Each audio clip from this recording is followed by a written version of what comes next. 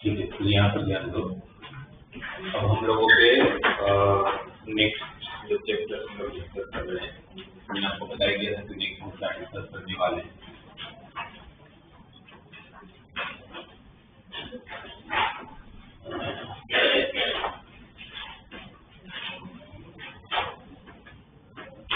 इस चैप्टर को आप लोग बहुत सालों से जानते हो, है ना? 8th स्टैंडर्ड में हमें पहली बार प्रोबेबिलिटी या 9th में पहली बार प्रोबेबिलिटी पढ़ाया गया है।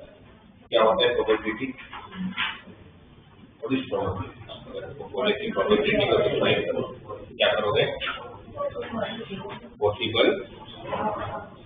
पॉसिबल आउटकम से पीएनसी प्रोबेबिलिटी क्या है?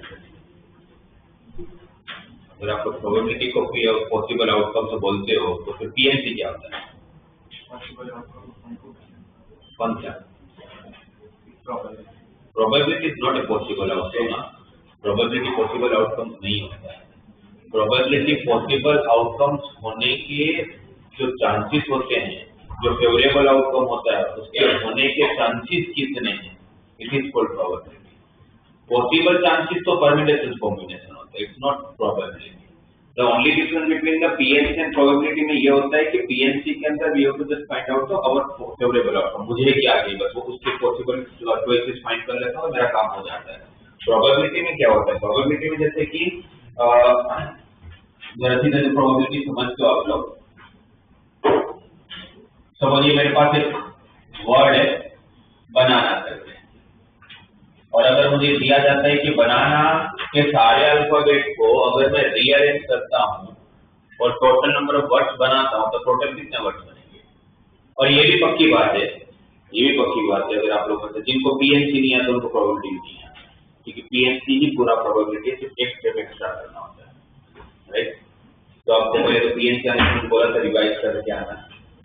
जैसे लॉजिक में तो क्या रिवाइज करना होता है? लॉजिक होता है, उसमें आ जाता है 10 से 10 साल के बाद भी आता होगा। तो बनाना का सारे अल्फाबेट को रीअरेंज करके टोटल नंबर ऑफ वर्ड्स बनाना, कितने वर्ड्स बनेंगे? 6 factorial upon 6 factorial by 3 factorial into 3 factorial for a and 2 factorial for n, right? और रिपीटेशन है तो 720 डिवाइडेड बाई 6 इंटू 2 12, तो कितना वर्ड बनेंगे? 60, करेक्ट? अब ये जो 60 वर्ड बनेंगे, 60 वर्ड्स को मैंने जो वर्ड बने मीनिंग और विदाउट मीनिंग हर एक को मैंने एक टिप बना ली, हर टिप पे एक वर्ड लिखा। जैसे कितनी टिप बनेगी? 60, राइट? 60 पेपर्स बने, 60 टिप मैंने उसको फोल्ड किया और एक बॉक्स में डाल दिया, ठीक है? तब मेरे पास एक बॉक्स है, उस बॉक्स के अंदर 60 टिप पड़ी हुई है, हर टिप के अंदर एक वर्ड लिखा हुआ है जो हमें अभी नहीं लिखा क्योंकि मैंने फोल्ड करके डाला हुआ है। अब मैं उस बॉक्स को अच्छे से चेक करता हूं और आपको बोलता हूं कि भाई अब आप लोग इसमें से एक टिक उठाओ, अपने गेम खेलते हैं। आप एक टिक उठाओ, आप जब टिक उठाओगे तो एक वर्ड मिलेगा, सही है, राइट? अब रूल ये है, मतलब गेम से रूल ये है कि जो चीज आप उठाओगे उसके अंदर एक वर्ड मिलेगा। उस वर्ड के अंदर अगर सारे वोवेल्स अगर साथ में होंगे, अगर सारे वोवेल्स अगर साथ में हैं तो मैं आपको 500 रुपये दूंगा, और अगर नहीं है तो आप मुझे सिर्फ 200 देना, तो आप सिर्फ मुझे 200 देना। तो आपको ये गेम खेलनी चाहिए कि नहीं चाहिए? इसका आंसर के लिए मुझे प्रोबेबिलिटी चाहिए। मुझे कोई काम करना है कि नहीं करना है? ऑब्वियसली मैं काम तब करूंगा जब मुझे उसमें प्रॉफिट मिलता, मुझे सक्सेस मिलता हो। तो कभी भी आपको कोई इवेंट का सक्सेस और फेलियर जानना है तो आपको प्रोबेबिलिटी की जरूरत पड़ती है। पीएनसी से आपको सक्सेस फेलियर नहीं पता चलता, पीएनसी से उस इवेंट का होने के चांसेस पता चलेगा, इसी तरह से हो सकता है। उससे आपको सक्सेस मिलेगा फेलियर मिलेगा थोड़ी पता चलता है, वो किससे पता चलेगा? प्रोबेबिलिटी से पता चलेगा। तो आपको क्या लगता है, आपको ये गेम खेल के आप देखा जाए तो मैं आपको 500 दे रहा हूँ और आप मुझे सिर्फ 200 ही दे रहे हो, तो आपको ये गेम खेलनी चाहिए कि नहीं खेलनी चाहिए? वो कैसे पता चलेगा खेलनी चाहिए कि नहीं खेलनी चाहिए? तो आपके पॉइंट ऑफ व्यू से सोचूं तो मैं क्या पता करूंगा कि मेरे लिए काम के वर्ड कितने? ये तो टोटल 60 टिप, बट मैं कौन सी चीज उठाऊंगा तो मुझे फायदा होने वाला है, राइट।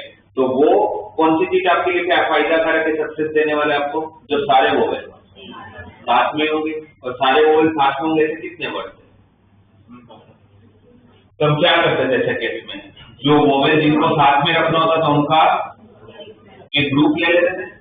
ये मेरे लिए अब एक ही अल्फाबेट है, बचा कौन, बी एन एन। पहले तो मेरे पास 6 अल्फाबेट है, वो कितने हो चुके हैं, 4। अब वो 4 को अरेंज करूंगा तो 4 फैक्टोरियल। ये तीनों अपने आप अरेंज हो सकते हैं internal arrangement into 3 factorial divided by जो रिपीटेशन है वो तो होगा ही 3 फैक्टोरियल इनटू 2 फैक्टोरियल, तो 3 फैक्टोरियल कैंसिल, 24/2 तो 12। तो दिखने में तो अभी तो यही लग रहा था, जब तक जिनको मैथमेटिक्स नहीं आता है वो ताज वन फिर बोलेगा सर मैं तो खेलूंगा, आप मुझे 500 दे रहे हो और मुझे तो आपको सिर्फ 200 ही देना है, तो मुझे खेलना ही चाहिए, क्यों नहीं खेलूंगा मैं, राइट।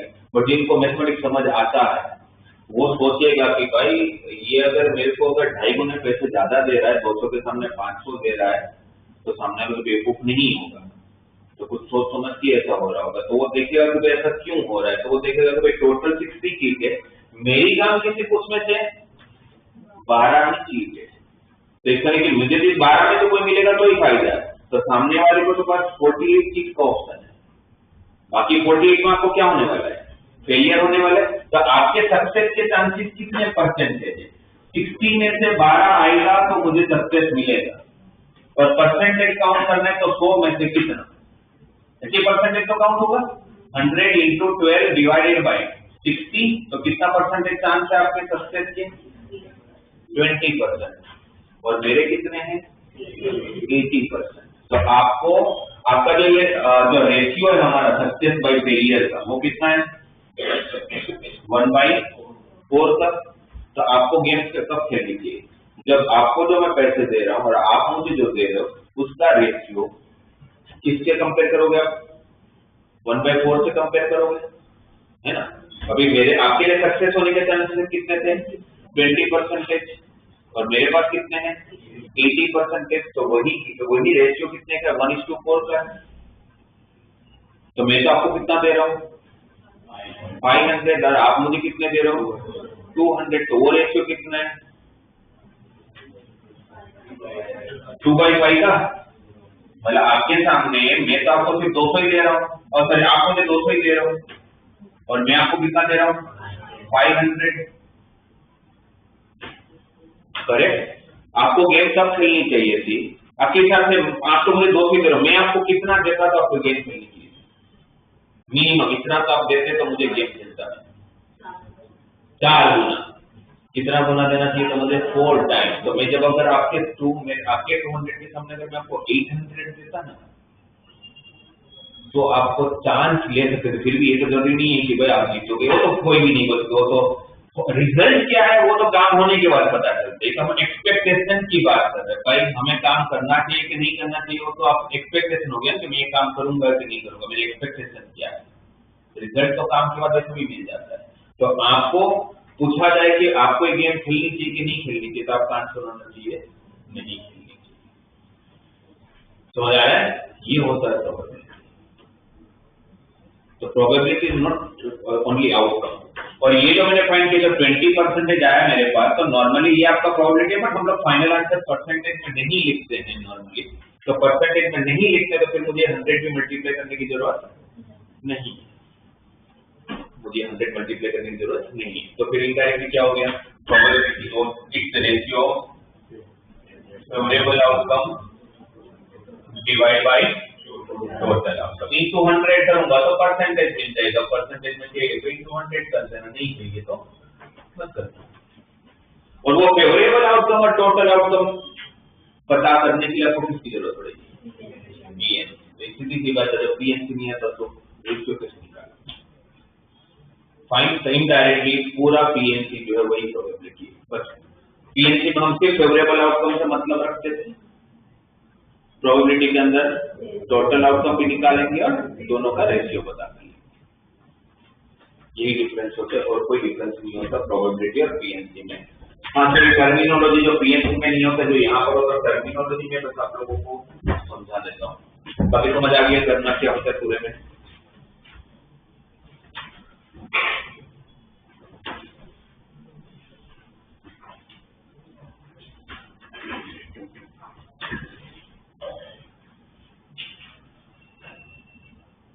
सबसे पहला जो वर्ड है, जो टर्मिनोलॉजी है, वो है सैंपल स्पेस। सैंपल स्पेस का मतलब क्या है? सैंपल स्पेस आप टेंथ में पढ़ के आते हैं। जैसे सैंपल स्पेस का कोई भी काम जब देते हैं, उसके जो भी टोटल पॉसिबिलिटीज होते हैं उसका सेट है, उसका एलिमेंट का जो सेट होगा, this is called sample space. अगर मुझे बोला जाए कि मैं 2 पॉइंट को एक साथ टॉस कर रहा हूँ, तो उसका सैंपल स्पेस क्या होगा? तो क्या लिखोगे? H T T. बोला जाए कि आप एक कॉइन को टॉस करते हो, अगर हेड आया तो वापस कॉइन को टॉस करोगे, और अगर टेल आया तो डाइस को थ्रो करोगे। उसका सैंपल स्पेस बना के दो। कॉइन को टॉस कर रहा हूँ, हेड आए तो वापस कॉइन को टॉस करूंगा, और टेल आए तो डाइस को थ्रो करूंगा। तो उसका सैंपल स्पेस कैसा होगा? पहली बार जब मैंने कॉइन को टॉस किया तो हो सकता है कि हेड आ रहा हो, तो अगर हेड आया तो मेरा काम रुका नहीं है, मैं वापस कॉइन को टॉस कर रहा हूँ। सही है? क्या था क्वेश्चन में? इवेंट क्या दिया था? हेड आए तो वापस कॉइन को टॉस करेंगे, और टेल आए तो डाइस को थ्रो करेंगे। तो हेड आया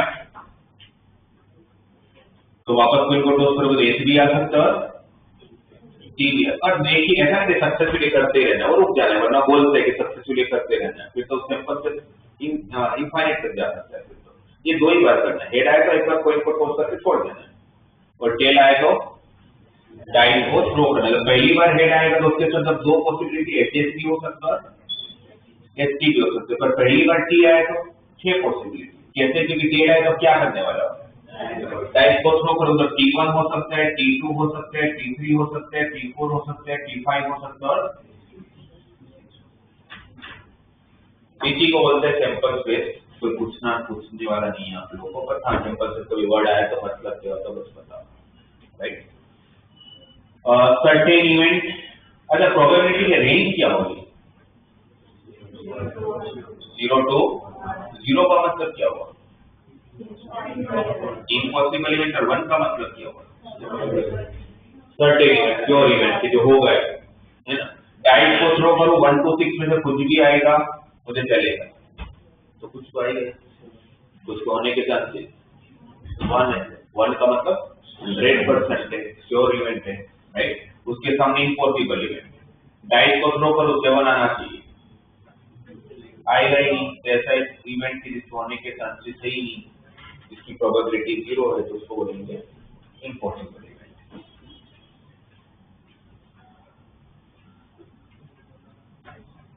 equally likely events. Equally likely events का मतलब है कि भाई ऐसे कोई भी इवेंट के जिसके होने की प्रोबेबिलिटी सेम हो, राइट? जैसे कोई एग्जांपल देना होगा तो मैं डाइस को थ्रो कर रहा हूँ, 1 आने का चांस, डाइस को थ्रो करूंगा तो 1 आने का चांस, 2 आने का, 3 आने का, कोई भी नंबर आने का, तो वो सारी इक्वली लाइकली इवेंट। 1 आने का भी चांस उतना ही है जितना 2 आने का, उतना ही 3 आने का, उतना ही 4 आने का, उतना ही 5 आने का, उतना ही 6 आने का। तो ऐसे इवेंट के जहां पर आपकी प्रोबेबिलिटी सेम होती है तो उसको बोलते हैं इक्वली लाइकली इवेंट्स। वापस क्वेश्चन में नहीं पूछने वाले आपको कोई डेफिनेशन लिखो इक्वली लाइकली इवेंट्स, तो क्वेश्चन में देंगे A B and C are equally likely events, तो पता होना चाहिए उसका मतलब क्या लिखे चलना है, राइट? जैसे अगर मैं आपको एक क्वेश्चन दूं,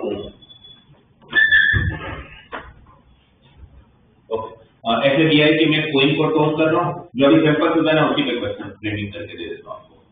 कॉइन को टॉस कर रहा हूँ, कॉइन पे हेड आया तो वापस कॉइन को टॉस करूंगा, टेल आया तो डाइस को थ्रो करूंगा। ये मैंने आपको एक चार्ट जैसा बना रखा है, आपको वर्डिंग में दिया होगा कि कॉइन को टॉस करने पर हेड आया तो आप वापस कॉइन को टॉस कर रहे हो, टेल आया तो डाइस को थ्रो कर रहे हो, ठीक है? अब आपको बोला गया है इस पूरे इवेंट में टेल तो आ ही रहा है, इस पूरे इवेंट में टेल तो आ ही रहा है, तो 2 आने की प्रोबेबिलिटी कितनी? इवेंट में टेल का आउटकम में है ही, तो फिर 2 आने की प्रोबेबिलिटी कितनी? कितना होगा आप लोग?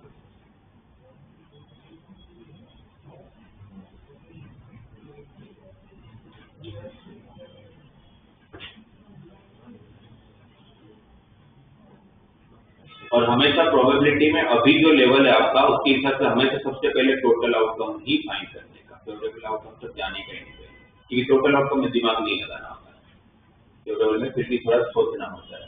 टोटल आउटकम क्या होगा आपके हिसाब से? अगर मैं टोटल आउटकम का सैंपल स्पेस लिखूं तो मुझे क्या क्या बनेगा मेरे पास?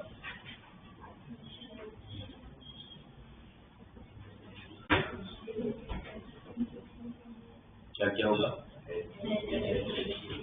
कौन कौन क्या क्या लिखूं? एस टी एस एस नहीं होगा, एस एस इसलिए नहीं होगा बिकॉज क्वेश्चन में ऑलरेडी ये तो दे ही रखा है कि बीच उस पूरी इवेंट में एक आउटकम था आपका टेल ए ही, तो फिर 2 आने की प्रोबेबिलिटी कितनी होगी? तो एस एस नहीं होगा क्योंकि टेल आ रहा है तो क्वेश्चन में दे ही रखा है, तो फिर अब टोटल आउटकम क्या होगा? S T D1 D2 D4 D3।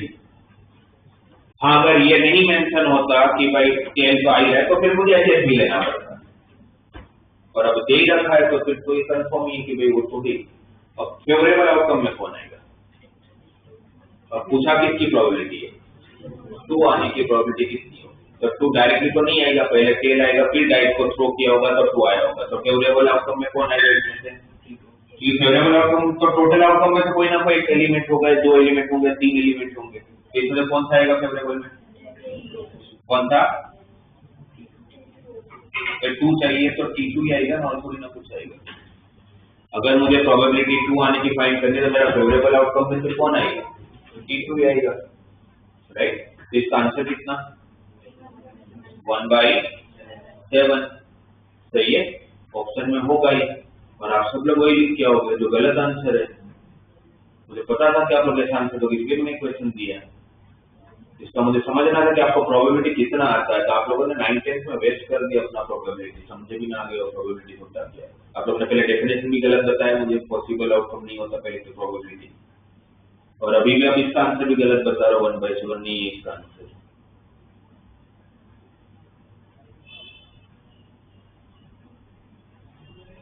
अच्छा, मैं ये भी समझ रहा हूँ कि आप लोग 1/7 क्यों बोल रहे हैं। आपको लगता है कि प्रोबेबिलिटी में क्या होता है कि जितने एलिमेंट है उसको काउंट कर लेते हैं, 7 है, ऊपर 1 है, तो आंसर इज 1/7।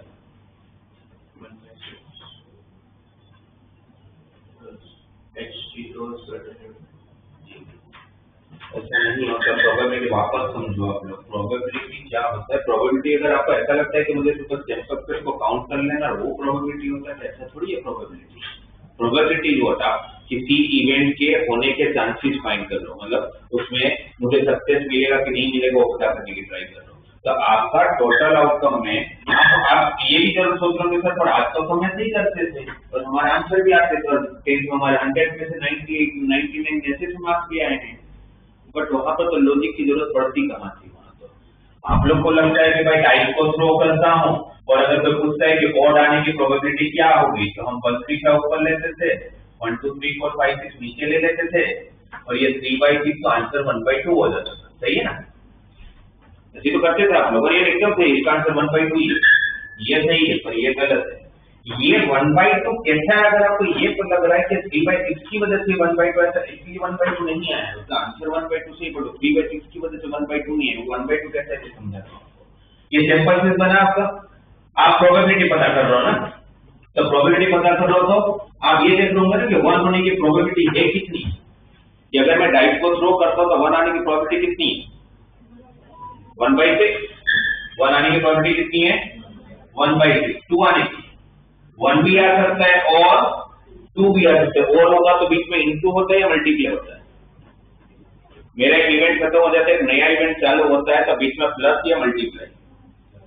प्लस, भाई एंड के लिए प्लस प्लस, एंड के लिए मल्टीप्लाई होता है और के लिए प्लस होता है, तो यहाँ पर 2 आने के साथ 1/6, 3 आने का भी, 4 आने का, 5 आने का, 6 आने का 1/6, फिर ऊपर 1 आने का, 3 आने का, 5 आने का, ऊपर 1/6 कितनी बड़ा है?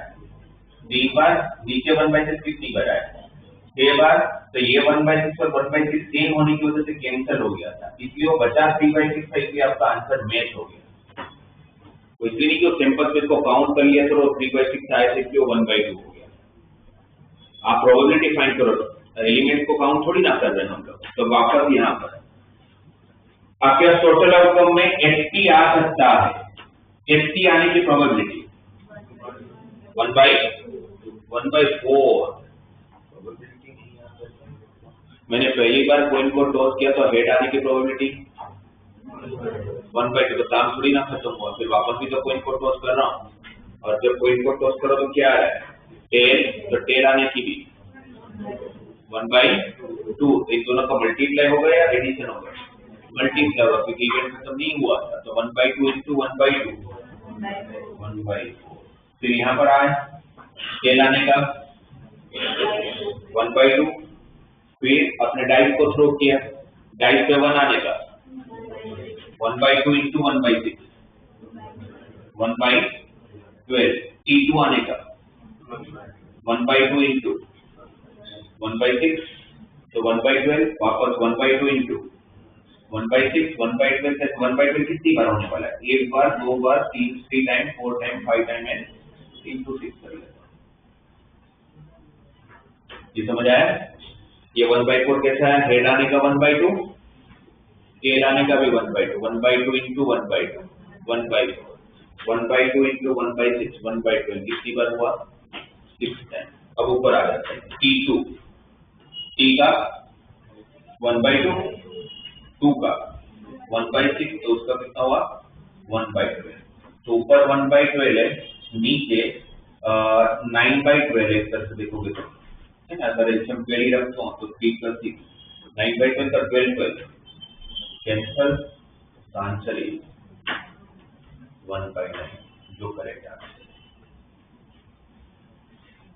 इस पूरे इवेंट में अगर मुझे 2 आने की प्रोबेबिलिटी पूछते हैं तो मेरा आंसर कितना आएगा? 1/9। तो आप लोग प्रोबेबिलिटी जिस तरह से सीख के आए हो वैसा नहीं होता। प्रोबेबिलिटी आप लोगों का सैंपल स्पेस का काउंटिंग नहीं होता है। हाँ, वो काम तब कर जाता है जब वो इक्वी लाइकली इवेंट्स होते हैं। और अभी तक नॉर्मली 9/10 इसलिए काम भी कर जाता था बिकॉज वहां तो ऐसे इवेंट देते थे कि सारे इक्वी लाइकली होते थे, इक्वी प्रोबेबल होते थे, तो वो फर्क नहीं पड़ता था, काउंट कैंसिल ही हो जाता था ऊपर नीचे, जिसकी वजह से आपका आंसर मैच कर जाता था। बट अब ध्यान रखिएगा कि आप जब सैंपल स्पेस बनाते हो तो उसमें देखना ये सारे इक्वी लाइकली है। हाँ, अगर ये तो अगर सबकी प्रोबेबिलिटी सेम होती तो फिर आपका आंसर 1/2 सही हो जाता। क्योंकि यहाँ पर क्या करता था, सबकी प्रोबेबिलिटी अगर 1/12 है तो मैं 7 टाइम 1/12 लिख लेता, ऊपर 1 टाइम 1/12 लिख लेता, तो 1/12 कट हो जाता था, आंसर कितना हो जाता? 1/12। ऐसे इक्वी प्रोबेबल होने का चांस नहीं है ना हर बार। इसीलिए ये जो वर्ड है इक्वली लाइकली इवेंट, इसका बहुत बड़ा मतलब है। तो ध्यान रखिएगा जब आप लोग काउंट करते हैं तो सैंपल स्पेस को डायरेक्टली काउंट तभी करना जब वो इक्वली लाइकली इवेंट, तो प्रॉब्लम नहीं आएगा आंसर देने में, वरना से problem. Clear?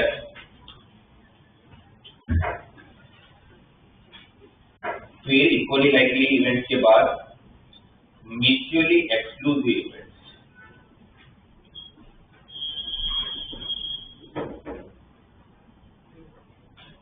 Mutually exclusive events का मतलब है कि ऐसे इवेंट्स की बात कर रहे हैं कि जिनके इंटरसेक्शन की प्रोबेबिलिटी, मतलब दो अलग अलग इवेंट है या दो से ज्यादा अलग अलग इवेंट है, बट जब का सबका इंटरसेक्शन की probability 0, probability of A intersection B is equal to 0. E or B different event है, like I give an example.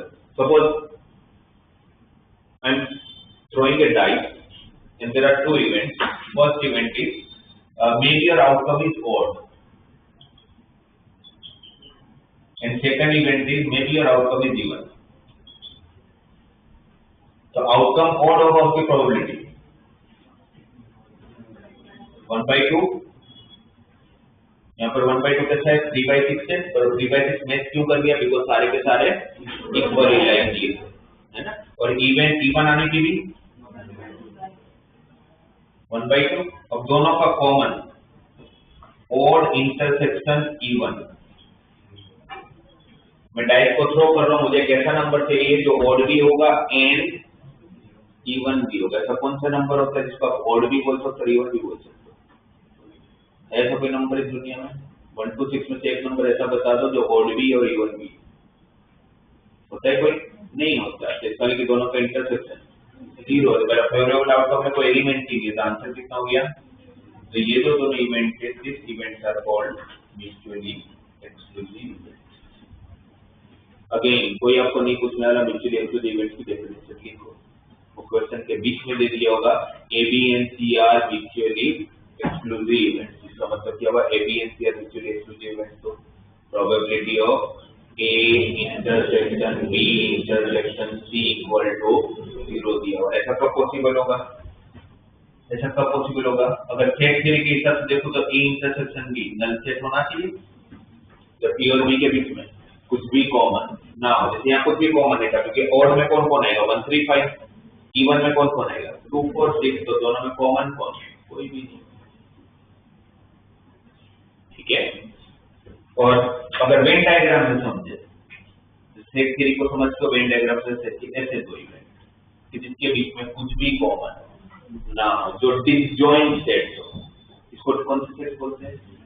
है ना, जहां पर कोई भी जॉइंट नहीं है, रिजल्ट कॉल्ड डिसजॉइंट सेट। तो ये कौन से होते हैं? Mutually exclusive events, right. फिर म्यूचुअली एक्सक्लूसिव इवेंट्स के बाद म्यूचुअली एग्जॉस्टिव इवेंट्स।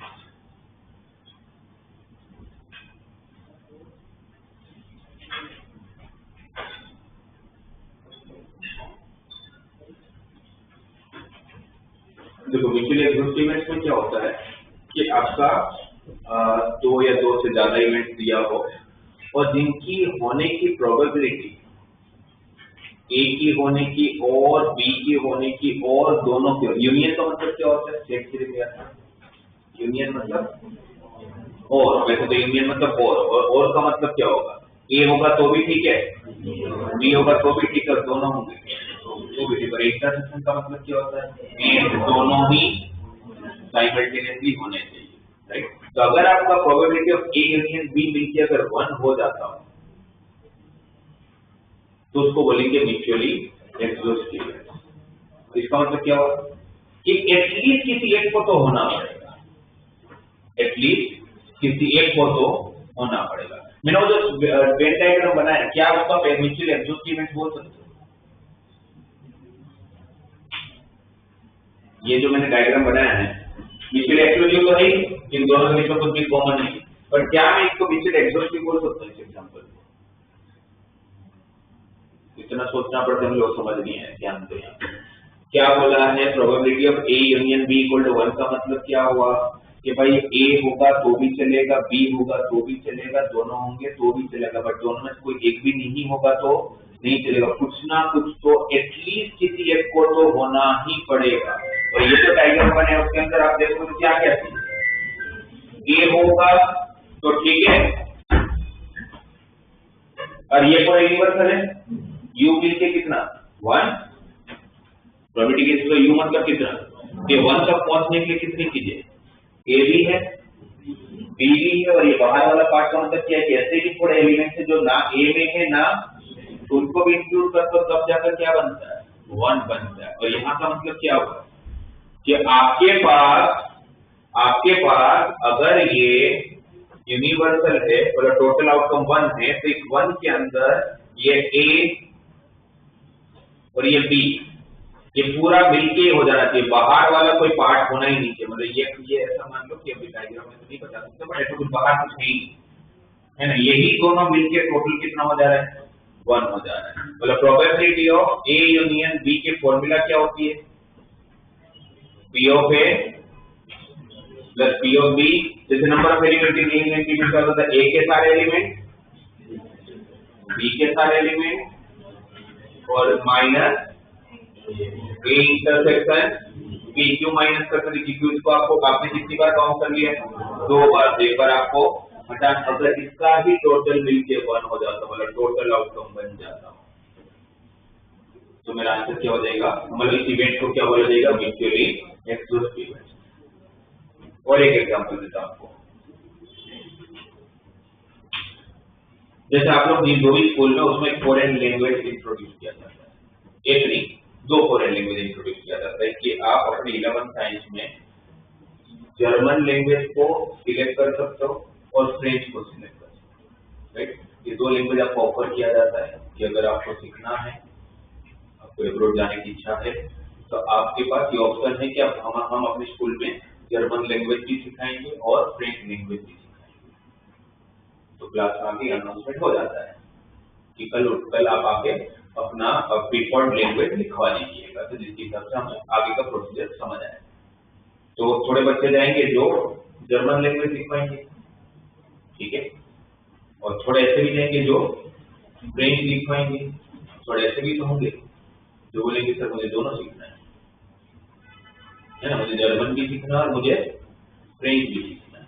और थोड़े ऐसे भी तो होंगे कि सर अपने को सूरत के बाहर ही नहीं जाना है, जर्मन फ्रेंच सीख के करेंगे क्या, राइट। तो ऐसे भी होंगे। तो कितने लोग मिलके पूरे टोटल क्लास की स्ट्रेंथ हो रही है?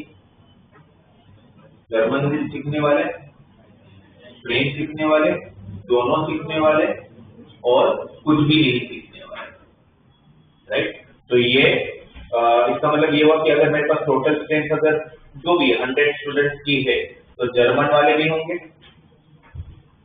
फ्रेंच वाले भी होंगे, दोनों सीखने वाले भी होंगे, थोड़े ऐसे भी होंगे जो कुछ नहीं सीख रहे, और ये मिलके टोटल स्ट्रेंथ होगी आप लोगों की, करेक्ट। तो क्या ये म्यूचुअल एग्जॉस्टिव इवेंट है?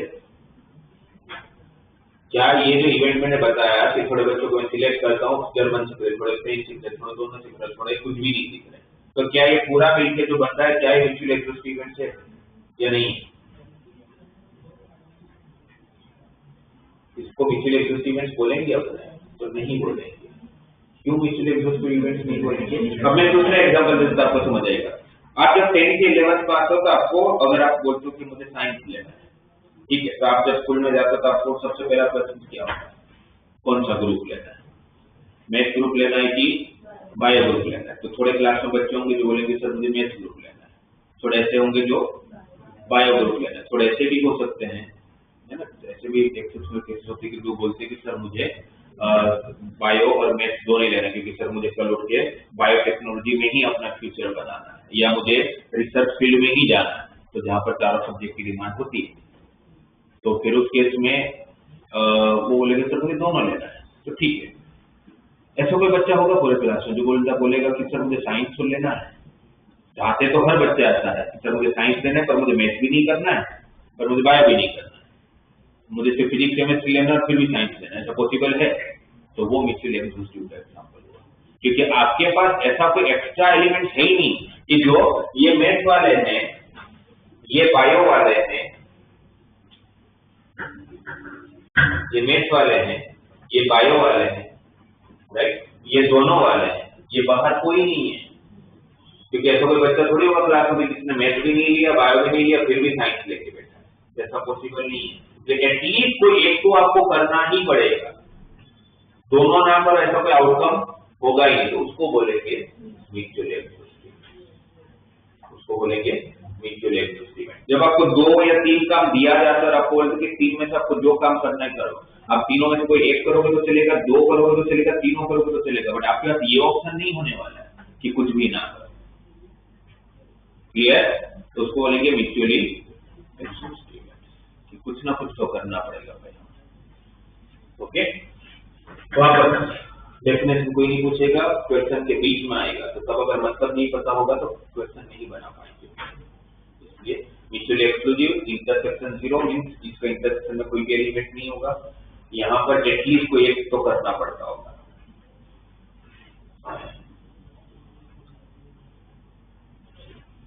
इंडिपेंडेंट इवेंट, नाम में ही देखो ना कैसे देखिए, इंडिपेंडेंट इवेंट।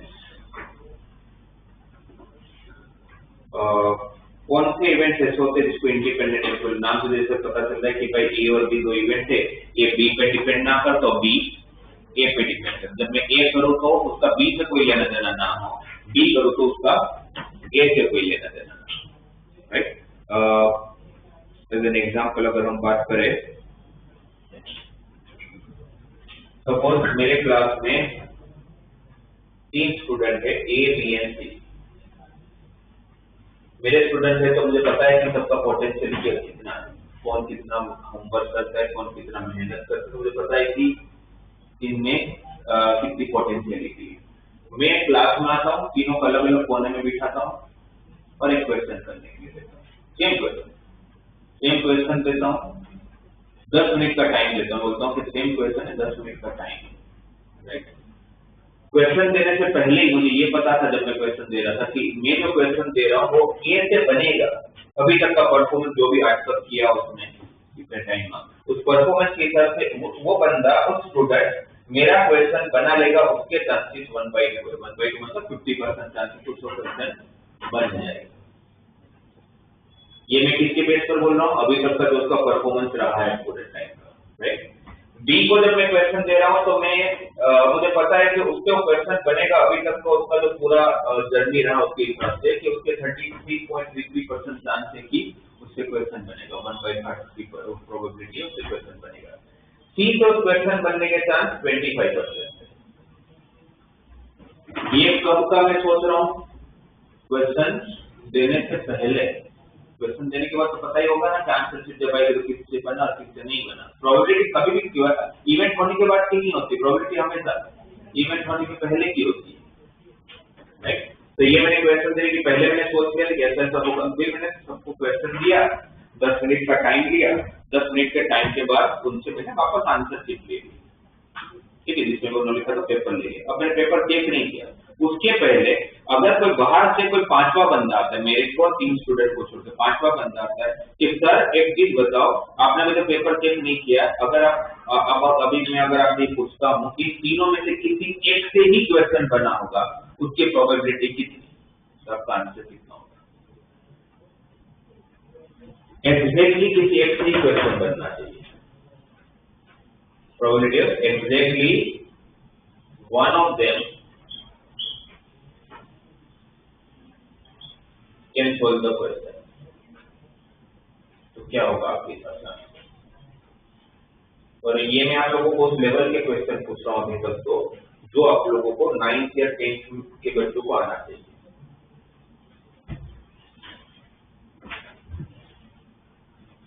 सेम क्वेश्चन ए से बन जाएगा, उसकी प्रोबेबिलिटी 1/2 है, बी से बन जाएगा उसकी 1/3 है, सी से बन जाएगा उसकी 1/4 है।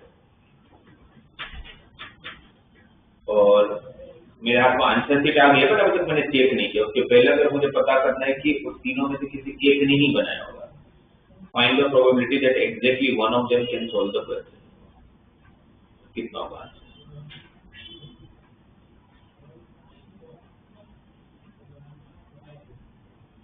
होगा 1/3 होगा। कैसे 1/3 होगा? तीन में से कोई एक बना रहे थे 1/2।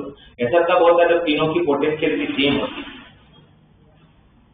बिल्कुल ही लाइकली इवेंट नहीं है ना, तीनों के चांसेस अलग अलग है, तीनों की पोटेंशियलिटी अलग अलग है, तीनों की सिंसियरिटी अलग अलग है, तीनों का हार्ड वर्क करने का तरीका अलग अलग है।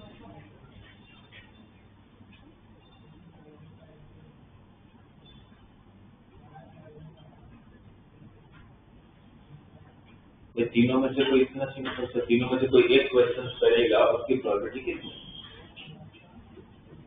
आप पूरा इवेंट पीएनसी कर चुके हो, पीएनसी नहीं किया होता फिर मैं पूछता और फिर भी नहीं आता तो मुझे समझ में आता, तो पीएनसी हो चुका है आप लोगों का।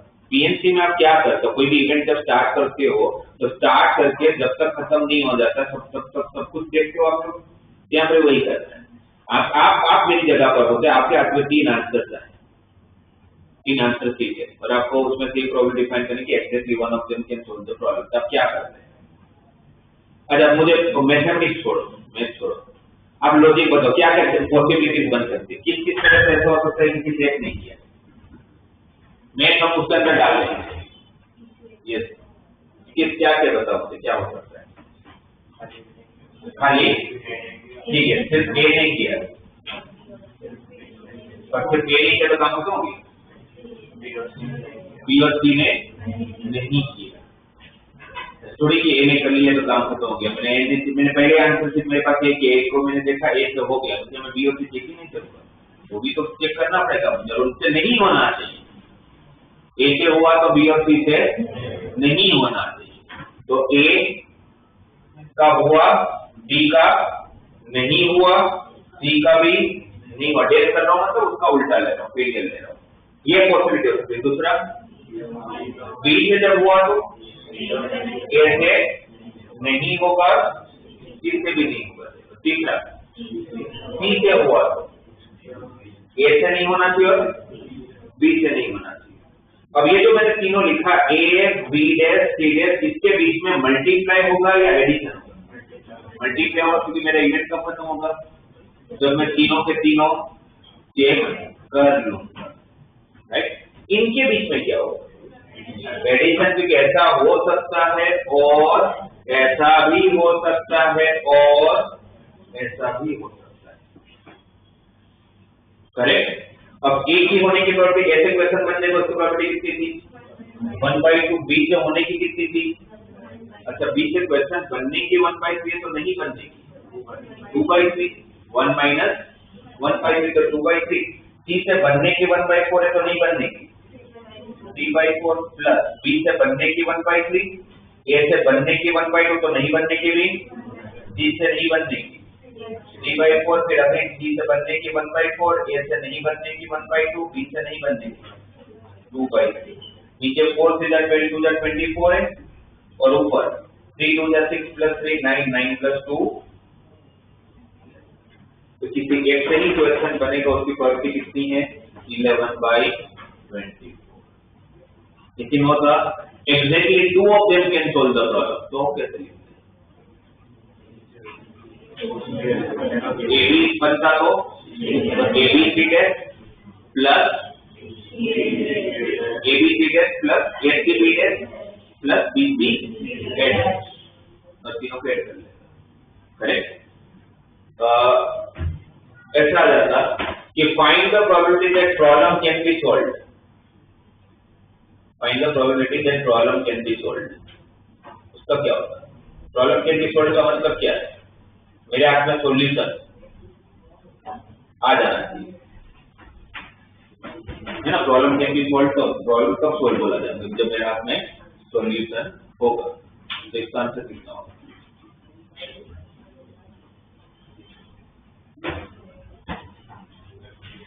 सीमेंट को अगर बोलते हैं कि find the problem can be solved, तो क्या होगा आंसर? तो मेरा तो सॉल्यूशन किस तरीके से आ सकता है ये बता।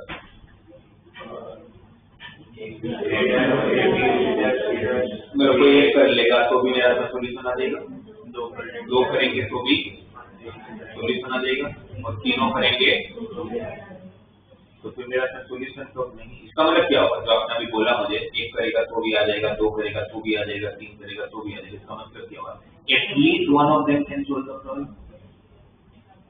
कम से कम किसी एक को करना पड़ेगा, और एटलीस्ट जब भी आता है तो इजी तरीका क्या होता है करने का? एटलीस्ट और नेवर में क्या करने को सिखाया आपको? कॉम्प्लीमेंट।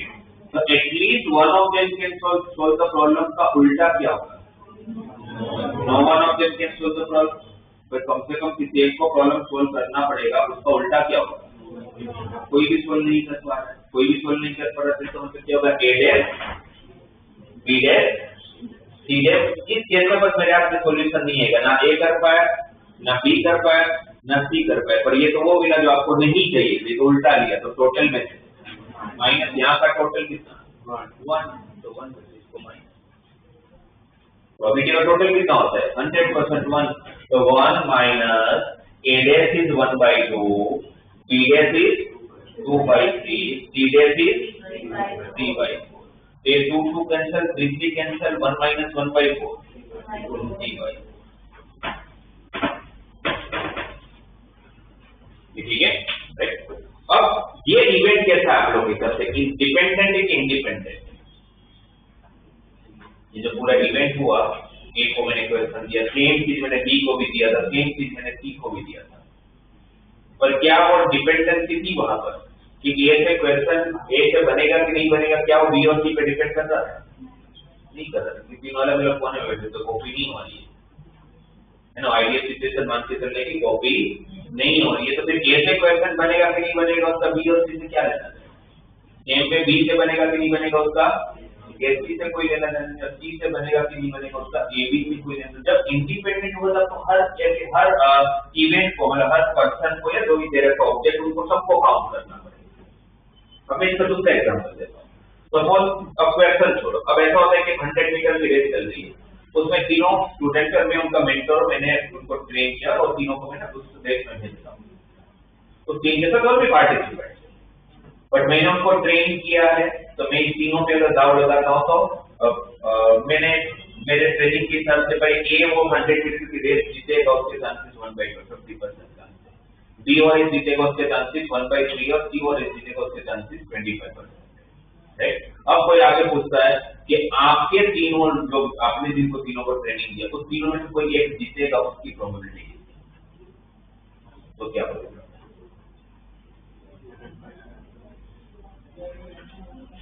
इन तीनों में से कोई एक रेस जीतेगा, उसकी प्रोबेबिलिटी कितनी है, तो कितना आंसर होगा?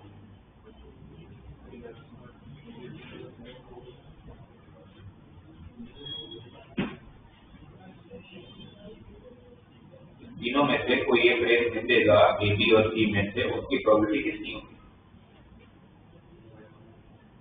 उसको बोलो कितना? 11/, जो यहाँ पर यही होगा और ये नहीं होगा, ये नहीं होगा।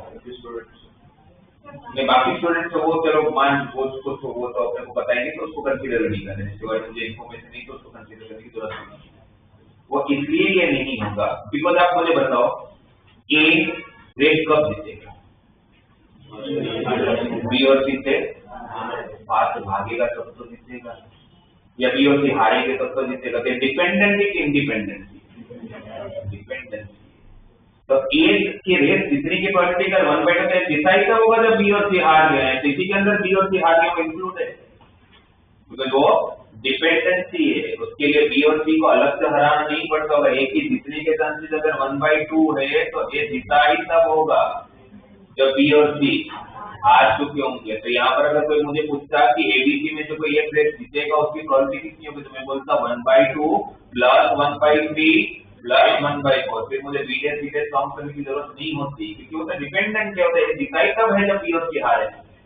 पर क्वेश्चन में ऐसा नहीं है, तीनों पढ़ के आए थे उस दिन, हो सकता है तीनों से बन जाए, बट रेस में ऐसा नहीं होने वाला है। तो वहां पर कैसा हो गया? डिपेंडेंसी आ गई, तो डिपेंडेंसी आ गई तो मेरा आंसर पूरा बदल जाएगा, 1/2 प्लस 1/3 प्लस 1/4 हो जाएगा। डेटा पे बनता है 1/2 प्लस 1/3 प्लस 1/4 1 से भी बड़ा हो गया। ये मैं एग्जांपल के हिसाब से आपको नंबर दे रहा हूँ, राइट। और क्वेश्चन में नहीं लिखा जाता है कि डिपेंडेंट है कि इंडिपेंडेंट है, आप क्वेश्चन पढ़ते हो और आप समझते हो उस वर्ड को, और उसके हिसाब से फिर आप डिसाइड करते हो कि डिपेंडेंसी की बात हो रही है कि इंडिपेंडेंसी होगी, तो आपको इसीलिए हर एक को काउंट में लेना पड़ेगा, ठीक है। और ये जो मैंने समझा उसको मैथमेटिकली कैसे एक्सप्रेस करेंगे, तो इनडायरेक्टली वो ये बोलना चाहते हैं कि जब आप लोग वो पूरे इवेंट को एक साथ काउंट करते हो, मतलब probability of A intersection B count करते हो, तो आपको ए की भी प्रोबेबिलिटी काउंट करनी पड़ेगी और बी की भी काउंट करनी पड़ेगी। इस कंडीशन को जो सेटिस्फाई करके देता है वो आपके इंडिपेंडेंट है, वो आपके इंडिपेंडेंट है। तो क्वेश्चन इसमें दो टाइप के क्वेश्चन का फ्रेमिंग हो सकता है। एक तो क्वेश्चन के बीच में दिया होगा A B and C are mutually independent event, A B and C are mutually independent event, इसका मतलब क्या दिया? ए और बी भी इंडिपेंडेंट है, बी एंड सी भी इंडिपेंडेंट है, सी एंड जिसका की probability of A intersection B P of A into P of B दे रखा है, P of B intersection C P of B into P of C दे रखा है, और पी ऑफ सी इंटरसेक्शन है P of C into P of C दे रखा है। और जब म्यूचुअली इंडिपेंडेंट है तो ऑब्वियसली तीनों भी इंडिपेंडेंट है, तो फिर probability of A intersection B intersection C किसके इक्वल होगा? P of A into P of B into P of C, ठीक है। या फिर इवेंट ही दे देंगे और फिर बोलोगे चेक करके दो कि इंडिपेंडेंट है कि नहीं। जैसे 52 प्लेइंग कार्ड्स है, जो अपना पेक ऑफ कार्ड्स होता है, राइट। 52 प्लेइंग कार्ड्स में से मैं रैंडमली एक कार्ड पिक करता हूँ, रैंडमली एक कार्ड पिक करता हूँ, ठीक। वो जो मैंने कार्ड पिक किया, कार्ड किंग आने का प्रोबेबिलिटी मुझे फाइंड करना है। फिर मैंने जो कार्ड पिक किया था उसको वापस मैंने अंदर डाल भी दिया, रिप्लेस भी कर दिया। फिर वापस से सेकंड कार्ड उठाया और वो सेकंड कार्ड हार्ट का आना चाहिए, उसकी प्रोबेबिलिटी। ये दो अलग अलग इवेंट हो गए, एक क्या था किंग, एक क्या था हार्ट आना चाहिए। अब पूछा गया कि दोनों इंडिपेंडेंट इवेंट से डिपेंडेंट, ये दोनों इंडिपेंडेंट इवेंट है कि डिपेंडेंट इवेंट। अब क्या करना पड़ेगा, ये कंडीशन को फुलफिल कर रहा है कि नहीं कर रहा चेक करना पड़ेगा। कौन कौन से दो इवेंट है? पहला इवेंट क्या था? किंग आना चाहिए। तो मुझे बताओ जब 52 कार्ड में से एक कार्ड उठाते तो किंग आने की प्रोबेबिलिटी कितनी? कितना होगा?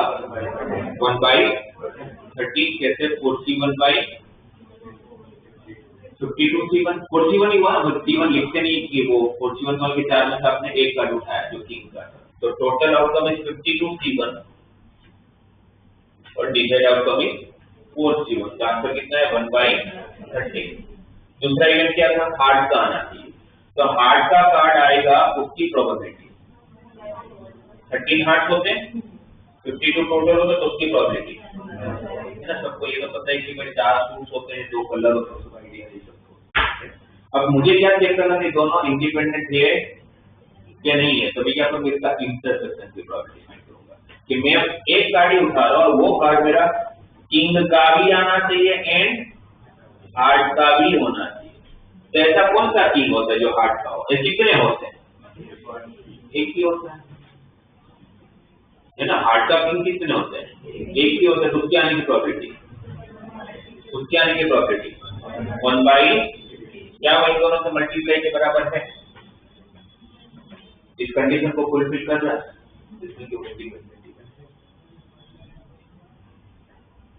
क्लियर? तो आपके इवेंट इंडिपेंडेंट है और चेक करना था, आप ये कंडीशन को चेक कर लो। और क्वेश्चन के बीच में दिया हुआ है कि भाई ये इंडिपेंडेंट है, तो ये कंडीशन को यूज कर लो। ठीक है, 3 टर्मिनोलॉजी हुई। ऊपर के 4 तो चलो पता ही है, नीचे के 3 जो म्यूचुअली एक्सक्लूसिव की कंडीशन क्या होती है, म्यूचुअली एक्सक्लूसिव की कंडीशन क्या होती है, इंडिपेंडेंट इवेंट की कंडीशन। फिर इसके साथ में ये दो टर्मिनोलॉजी ध्यान में रखना, odds in favor of an event, odds in favor of an event and odds in against of an event। नाम में कैसा लिखा जिस तरह से है कि भाई कोई भी इवेंट की जब हम लोग बात करें, कोई भी इवेंट की जब हम लोग बात करें तो उसको लेकर हमें तो 2 पॉसिबिलिटी होगा, या तो सक्सेस, अगर मैं अपने पॉइंट से देखूं तो मुझे उस इवेंट में या तो सक्सेस मिलता होगा या तो फेलियर मिलता होगा। सक्सेस या तो मेरे फेवर में होगा या तो सक्सेस मेरे अगेंस्ट में होगा। तो odds in favor of event का इनडायरेक्टली मतलब हो गया probability of success divided by probability of failure, probability of success upon probability of failure। और odds in against में क्या होगा? उल्टा, किसका ratio? probability of failure divided by probability of success। और ये दोनों मिलके कितना होता होगा? 1। दोनों का एडिशन मिलके कितना होता होगा? 1। क्योंकि होते तो 2 ही चीजें हैं। अगर सक्सेस की प्रोबेबिलिटी 30% है तो फेलियर की 70% की तो होगी, है ना। तो अगर कोई क्वेश्चन में अगर हमें दे रखा है कि odds in favor of an event, odds in favor of an event is equal to 2/7, then find probability of success, या उसके रिलेटेड कुछ भी। तो पहले तो जैसे आपने पढ़ा कि odds in favor of an event 2/7 दिया हुआ है, तो उसी टाइम पर आपको तो पहले पता चल जाना चाहिए कि probability of odds in favor of an event का मतलब क्या दिया ये 2/7, probability of success अगर मैं ये बोलूं उसको divide by probability of failure। अगर ये अगर सक्सेस है तो फेलियर फेलियर बोल दो, ये का कॉम्प्लीमेंट, राइट। तो 2/7 क्या गिवन है? P of A upon P of A, और मुझे क्या फाइंड करना है? Probability of successful P of A find करना है। तो कैसे करूंगा? तो P of A को क्या लिख सकता हूँ? P of A किसकी करूंगा? 1 माइनस P of A। मैं टोटल में से सक्सेस को माइनस करो तो फेलियर मिलेगा, क्रॉस मल्टीप्लाई कर लूंगा तो 2 - 2 time P of A equal to 7 time P of A। उस तरफ रहेगा तो 9 टाइम P of A, तो P of A equal to 2/9। ये तो मैं आप लोग को लिख के दे रहा हूं तो यहां से पता चल रहा था ना। भाई 2/7 का है तो टोटल 2 + 7 9 टाइम अगर हो रहा होगा तो 2 बार सक्सेस है, 7 बार फेलियर है, सक्सेसफुल। और सीन अगेंस्ट दिया होता तो यही रेशियो किसके बराबर था, P of A dash upon P of A, ऊपर failure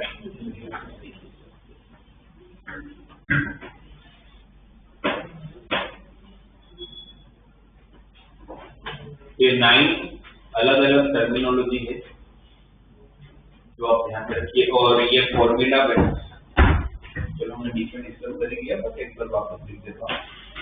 probability of A union B, और ए यूनियन बी का मतलब क्या कि ए होगा तो भी चलेगा, बी होगा दोनों होंगे तो भी चलेगा। तो इसकी क्या फॉर्मूला हो जाएगी, P of A plus P of B minus P of ए।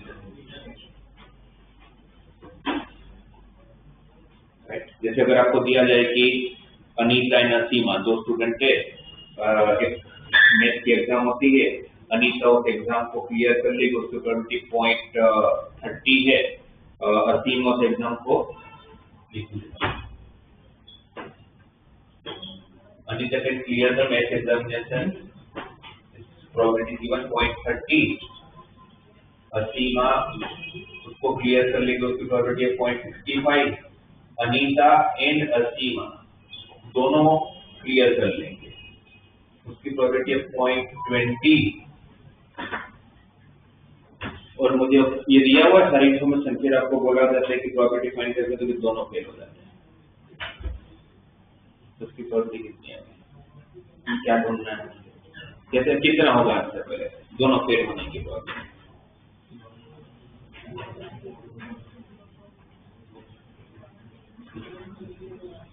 अनीता की पास होने की प्रोबेबिलिटी 0.30 है, असीमा की 0.65 है, दोनों पास हो जाएंगे, उसकी प्रोबेबिलिटी 0.20 पर पूछा ये है कि दोनों फेल होंगे, उसकी प्रोबेबिलिटी कितनी। तो देखो मैं आपको बताता हूँ, ऐसे क्वेश्चन करने का सबसे इजीएस्ट है, वैसे तो बहुत सारे तरीके होते हैं मैथ करने, पर सबसे इजी तरीका होता है वेन डायग्राम। जैसे आपको याद है सेट थ्योरी के वर्ड प्रॉब्लम में बता दो कि आंख बंद करके वेन डायग्राम बना लो, आपका आंसर आएगा जाएगा। सेम ऐसे क्वेश्चन को आप वेन डायग्राम से करोगे तो आपका आंसर आएगा जाएगा। दो इवेंट है, कौन कौन, अनिता और असीमा, ये अनीता है, असीमा। सबसे पहले हम हमेशा किसको फिल करते हैं, वेन डायग्राम में इंटरसेक्शन को, सबसे पहले किसको फिल किया जाता है, इंटरसेक्शन को। इंटरसेक्शन कितना है 0.20, अनीता 0.30, तो ये बचा कितना, आपको नहीं बता सकते 0.10 का मतलब आपके अकॉर्डिंग क्या है, 0.10 अनीता पास हुई है ना। पहले चांसेस किसके ज्यादा थे, असीमा के, बड़ा असीमा का दिन बुरा था, होता है काफी बार सब कुछ पढ़ के रिकॉल ही नहीं हुआ एग्जाम। तो इसके पास होने के चांस अकेले के कितने, 0.10। अब ये कितना था 0.65, उससे 0.20 यहाँ है, तो ये कितना, तो अकेली असीमा पास होगी, उसकी प्रोबेबिलिटी 0.45, सिर्फ अनीता पास होंगे उसके 0.10, दोनों पास होंगे उसके 0.20, और ये सब कुछ टोटल मार्क है 0.45 प्लस 0.20, 0.65 प्लस 0.10, तो बाकी का 0.25 कहाँ गया, क्योंकि पूरा मिलकर तो 1 होना चाहिए, तो बाकी का 0.25 बाहर है, इस तरह की दोनों फेल होंगे, उसकी प्रोबेबिलिटी कितनी हुई, 0.25, दोनों फेल हो जाएंगे, उसकी प्रोबेबिलिटी कितनी हुई। तो आपको इंडायरेक्टली क्या ढूंढने को बोला, 1 minus P of A union B, क्योंकि ए यूनियन बी में क्या हो रहा है, अनीता पास होगी तो भी चलेगा, असीमा पास होगी तो भी चलेगा, दोनों पास होंगे, और आपको बोला दोनों फेल होने चाहिए, तो P of A union B को 1 में से, ठीक है। और इसमें और थोड़ा कॉम्प्लिकेटेड देना होगा, जबकि ये तो कॉम्प्लिकेटेड था भी नहीं, बट अगर इसमें और थोड़ा कुछ देना होगा तो 3 ही में देखना चाहिए।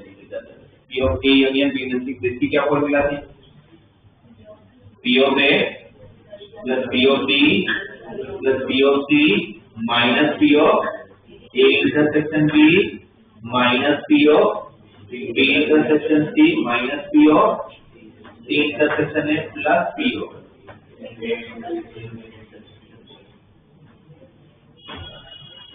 तो तो ये 11 चीजें आप लिख लो, 9 फॉर्मूले, इस 2 को आप फॉर्मूला बोल सकते हो।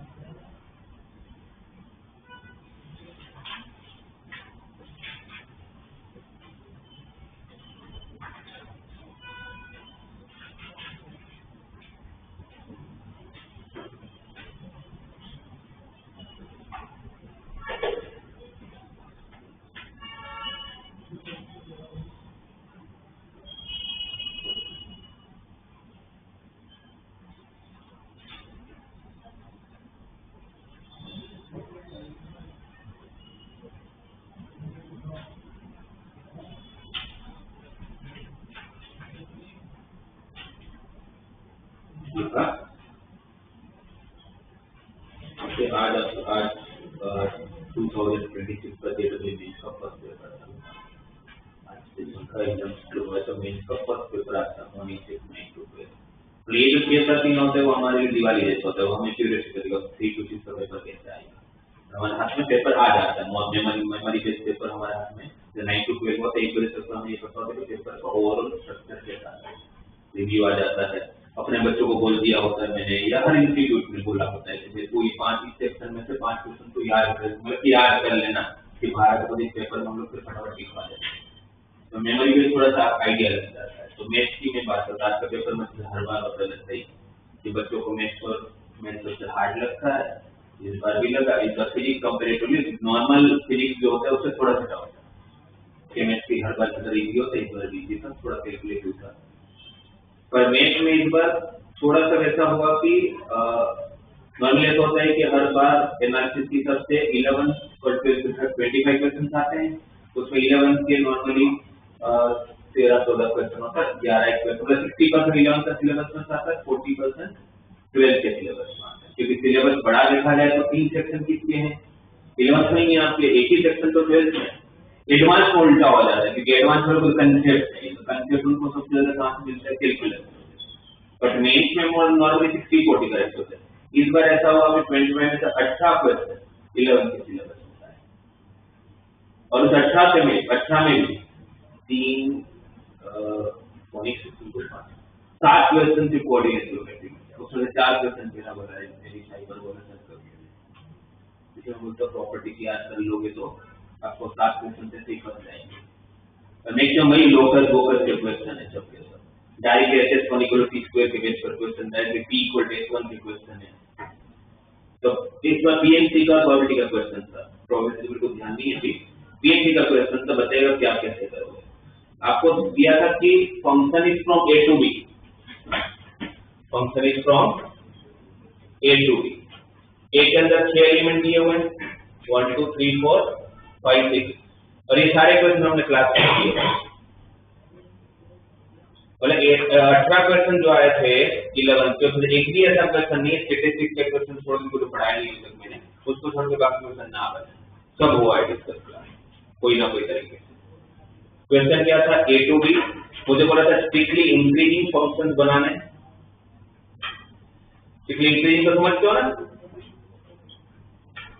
इंक्रीजिंग तो समझते हो, नाम इंक्रीजिंग क्या होगा, बढ़ना चाहिए। डोमेन बढ़ाओगे तो रेंज भी बढ़ना चाहिए। स्ट्रिक्टली इंक्रीजिंग फंक्शन बनाना है with the condition f of I is not equal to I। Integer type में क्वेश्चन, कितने ऐसे फंक्शन बनेंगे। क्वेश्चन समझ आ गया। डोमेन में 6 एलिमेंट है, कोडोमेन में 9 एलिमेंट है, आपको फंक्शन बनाने हैं। टोटल कितने फंक्शन बनते हैं अगर ये कंडीशन जैसे कुछ दिया ही नहीं होता। 1 के पास कितनी चॉइस, 1 के पास कितनी चॉइस, 2 के पास वापस 9। कुछ बोला नहीं तो भाई सेम आंसर हो सकता है, मेनी टू वन फंक्शन तो हो ही सकता है, 1 to मेनी नहीं हो सकता। भाई 1 और 2 का आंसर सेम तो हो ही सकता है। तो 1 के पास भी 9, 2 के पास भी 9, हर एक के पास, तो आंसर कितना होता है 9/6। अगर कोई कंडीशन नहीं दिया होता तो कितना आंसर हो जाता है 9/6। ये नहीं दिया हो, सिर्फ कितना कंडीशन दिया है इसका, तो चलो दोनों एक साथ कैसा लेकर मैं बताऊंगा, पर ये तो आप बता दोगे मुझे। स्ट्रिक्टली इंक्रीजिंग फंक्शन कितने बनते हैं, strictly increasing function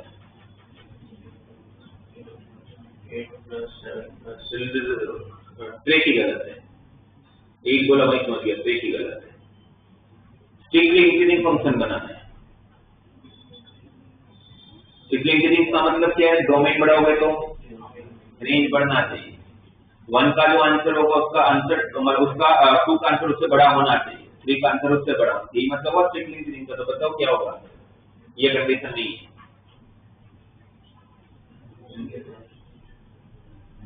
same to same question हमारे पास 2-4 है, कर दो।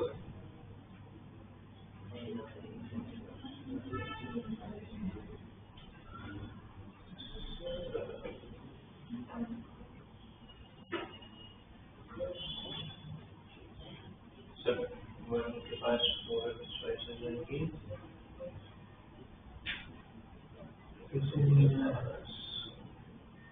मुझे ऐसा लगता है कि पेपर इजी होते हैं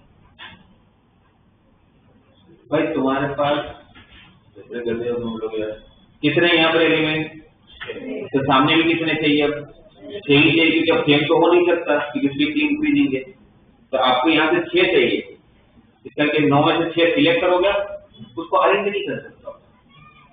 क्यों? क्योंकि जो सबसे छोटा है उसको किसको देना पड़ेगा? 1 को। उससे बड़ा होगा किसको दोगे? उससे बड़ा किसको दोगे?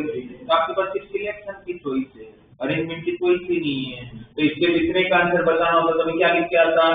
9 से हो गया। ऐसे कैसे नहीं कि असेंडिंग ऑर्डर में अरेंज करना है, आपको 6 डिजिट का नंबर बनाना है, बट असेंडिंग ऑर्डर में ही होना चाहिए। तो वैसे ही थोड़ी है, बराबर है, राइट। टोटल कितने बन रहे थे जब कोई कंडीशन नहीं होता? तो 9:6।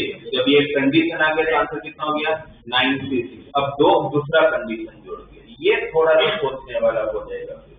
जब मुझे ऐसा भी चाहिए कि इंक्रीजिंग भी चाहिए और सेम, अगर मैंने 1 लिया तो उसको 1 नहीं दे सकता f(5). अच्छा, ये नहीं होता, ये नहीं होता। सिर्फ ये होता तो कौन सा कंसेप्ट का क्वेश्चन बन जाता?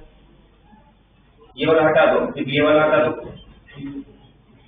ये वाला कंडीशन सिर्फ इतना, तो कौन सा कंसेप्ट लगता? कौन सा?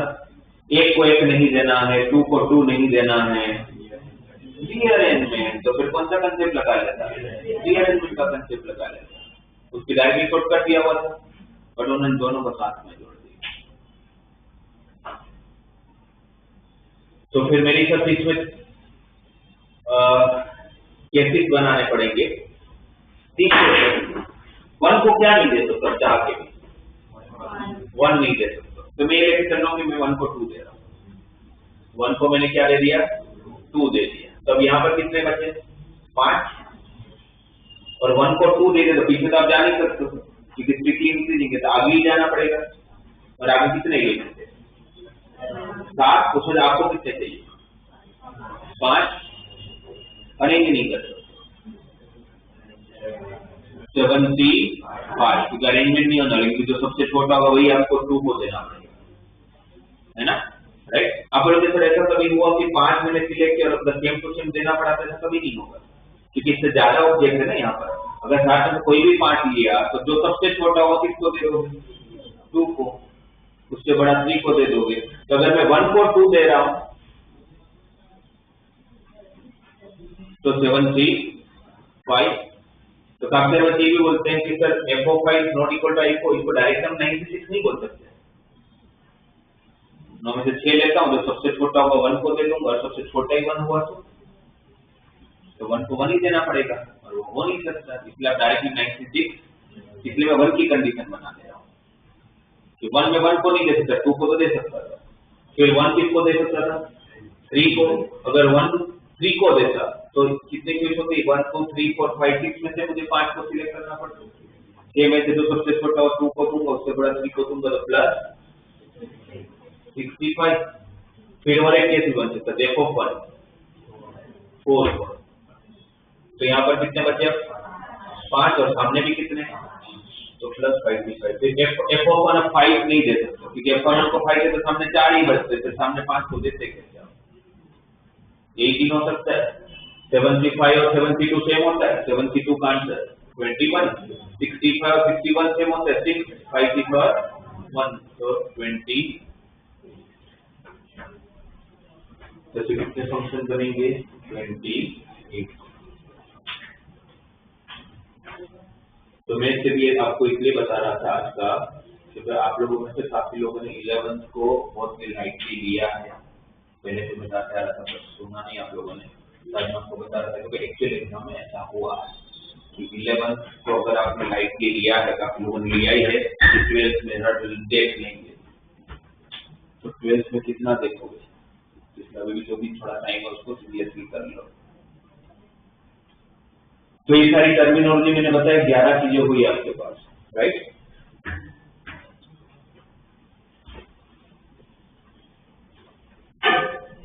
फिर आप लोगों को 2 चार्ट बता रहा हूँ। पहले मैंने पीएमसी के टाइम पर भी बताया था वो डाइस को थ्रो करते और एडिशन वाला तो क्वेश्चन आप कैसे करते थे कि भाई मैंने दो डाइस के साथ पेयर ऑफ डाइस को थ्रो किया, मेरा एडिशन 5 आना चाहिए, उसकी प्रोबेबिलिटी कितनी। तो क्या टोटल आउटकम कितना होगा 36। ठीक है, पहले डाइस में 1 2 6 से कुछ भी आ सकता है, दूसरे डाइस में 6 से कुछ भी आ सकता है। अब आपको एडिशन कितना चाहिए 5, तो कौन कौन से क्या 1 4 है ना, 1 4 4 1 आफ्टर 4 1 2 3 3 2 4 1 4 ही हो सकते हैं, तो 4 बाई 36 तो कितना देगा 1 बाई 9। सही है। एडिशन से आपको पूछा था कि एडिशन आपका 8 आना चाहिए, तो एडिशन 8 कितने केस में आएगा, टोटल आउटकम तो 36 रहेगा, 8 कब आ सकता है 2 6 6 2 3 5 5 3 और 4 4 5 केस में आ सकता है, तो 5 बाई 36 इसका एक्सप्रेशन था। ये पता नहीं यार इसकी टाइम पर हमारे हुआ था ना, तो वो यहाँ पर अब आपको ज्यादा काम आएगा प्रोबेबिलिटी में कि मिनिमम एडिशन 2 मैक्सिमम एडिशन 12। जब दो डाइस की बात करूंगा तो 2 एडिशन हो सकते हैं, 3 हो सकते हैं, 4 हो सकते हैं, 5 हो सकते हैं, 6 हो सकते हैं, 6.7 फिर वापस 8 9 10 11 2 आने का चांस एक ही बार, फिर एक बढ़ाते जाते हैं, 3 आने का चांस 3 मतलब एडिशन 3 आने का चांस 2 बार, एडिशन 4 आने का चांस 3 बार, एडिशन 5 आने का चांस, एडिशन 6 आने का टाइम और एडिशन 7 आने का चांस। और इसी का यहाँ पर उल्टा, और इसी का इमेज 8 आने का, 5 9 आने का, 4 10 आने का, 3 11 आने का, 12 आने का। और टोटल आउटकम को तो जब भी दो डाइस को थ्रो करोगे तो बाकी जो भी पूछे कि भाई मैं दो डाइस को थ्रो कर रहा हूँ, मेरा एडिशन जो है दोनों डाइस का जो नंबर है उसका एडिशन जो 3 का मल्टीपल आना चाहिए, उसका एडिशन 3 का मल्टीपल आना चाहिए। तो 3 के मल्टीपल में कौन कौन नंबर 3 6 9 12 करेक्ट। तो 2 + 5 7 7 + 4 11 11 + 1 12 आंसर इज 12/। तो दो डाइस में इतना टाइम नहीं लगता, 3 डाइस पे टाइम लगता है, तो 3 डाइस का भी मैंने बना के दे दिया है आप लोग वो अपने को रिवाइज करवा देता हूं। टोटल आउटकम को क्या होगा जब आप 3 डाइस को थ्रो करोगे तो 6 × 6 × 6 और टोटल की बात करें तो मिनिमम एडिशन 3 4 5 6 7 8 9 10 और जितनी तरफ नंबर लेते थे उतने उस तरफ लेते थे, क्यों, बिकॉज इसी का इमेज बनता है। यहाँ पर 11 फिर 12 13 14 15 16 17 और 18 करेक्ट। अब 3 आने का चांस एक ही बार होता है, कब, जब तीनों पे 1 1 1 आएगा तो कभी नहीं होता। फिर क्या करते थे, एक नंबर बढ़ाते थे और उसको कहाँ लिखते थे, इनके बीच में। 2 से इंक्रीज हुआ तो 3 3 से इंक्रीज हुआ तो 4 4 से इंक्रीज हुआ तो 5 5 से इंक्रीज हुआ तो फिर यहाँ रुक जाते थे। और मैंने उसको ध्यान रखने के लिए क्या तरीका बताया था, डाइस पे 6 से बड़ा नंबर नहीं होता है तो आपको 6 पे रुक जाना है। अभी पर अभी गेप भरना बाकी है, दोनों इंक्रीज तो कर नहीं सकता, तो ऑप्शन क्या है, डिक्रीज करना पड़ेगा। अगर डिक्रीज करूंगा तो 6 के बाद 5 करता, 5 के बाद 4 करता, तो 4 के बाद वो 3 2 1 रह गया, उसका क्या। इसलिए मैंने ऐसे बताया था कि आप इवन नंबर में और दो डिक्रीज कर लो, 6 के बाद डिक्रीज करोगे तो फिर 5 ही 4 4 के बाद डिक्रीज करोगे तो 2 और 2 के बाद तो फिर 0 आता है, 0 वैसे भी डाइस पे नहीं होता। और फिर इसका क्यूमुलेशन लेते हैं अपने 1 + 2 एडिशन 4 आने का चांस 3 बार, कब कब 2 1 1 1 2 1 1 1 2 ये 3 केस हो सकते हैं।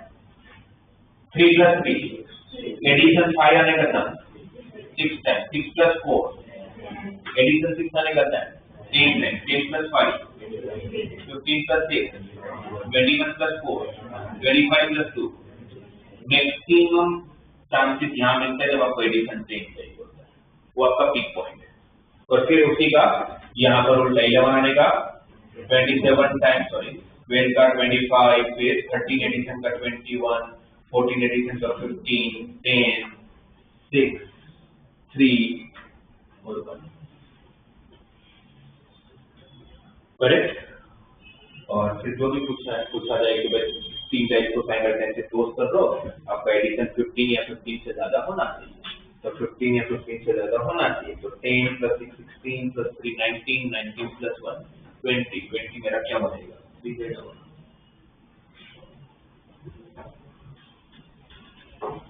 ये 2 टाइप और 3 टाइप का प्रोबेबिलिटी में काफी बहुत काम आएगा आप लोगों को, तो ये मेनली याद रखोगे तो टाइम काफी बच जाएगा आपका।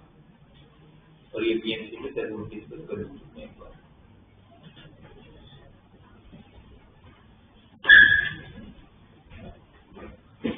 प्रोबेबिलिटी का जीपीपी बन निकालो।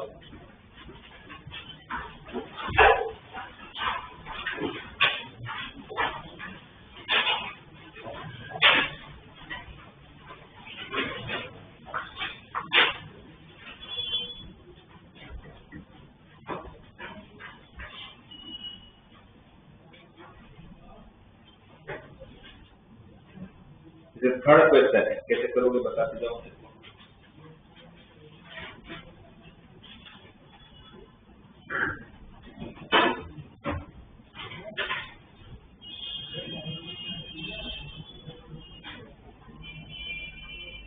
Ticket number from 1 to 20 are mixed up together, then a ticket is drawn at random. तो टोटल आउटकम कितना?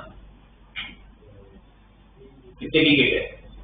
कितने टिकट निकाल लो? एक। तो टोटल आउटकम कितना? 20 C1 में 20 टिकट है तो एक निकालोगे तो टोटल आउटकम कितना? मतलब 20 बेसिकली। अब आपका फेवरेबल क्या है? टिकट कैसा आना चाहिए? मल्टीपल ऑफ 3 और तो कितने नंबर होंगे 3 और 7 के मल्टीपल? 3 में कौन कौन? 3, 6, 9, 12, 15, 18 बराबर 6 और अब 7 के कौन कौन? 7 और 14। क्या दोनों में कुछ कॉमन है? नहीं है, दोनों में कुछ कॉमन नहीं है, वरना उसमें हमें माइनस करना पड़ता है। पर कॉमन नहीं है तो 6 + 2 8, तो 8/20, तो 2/5। फिर उसके बाद वाला 4 कार्ड नीचे आंसर देखने की मत बताना। 4 cards are drawn at random from a 52 playing card. Find the probability of getting all the 4 cards of the same suit. Suit कितने होते हैं? 4, क्लब, हार्ट, स्पेड और डायमंड। तो पहले क्या करूंगा? अच्छा, टोटल आउटकम पहले कितने बता दो? 52 C4 ना 4 काट ले लो, 4 काट ले लो तो टोटल आउटकम कितना? 52 C4। अब डिजायर्ड आउटकम पे जाते हैं। डिजायर्ड आउटकम क्या है? चारों सेम सूट को बिलोंग करना चाहिए। कौन से सूट को?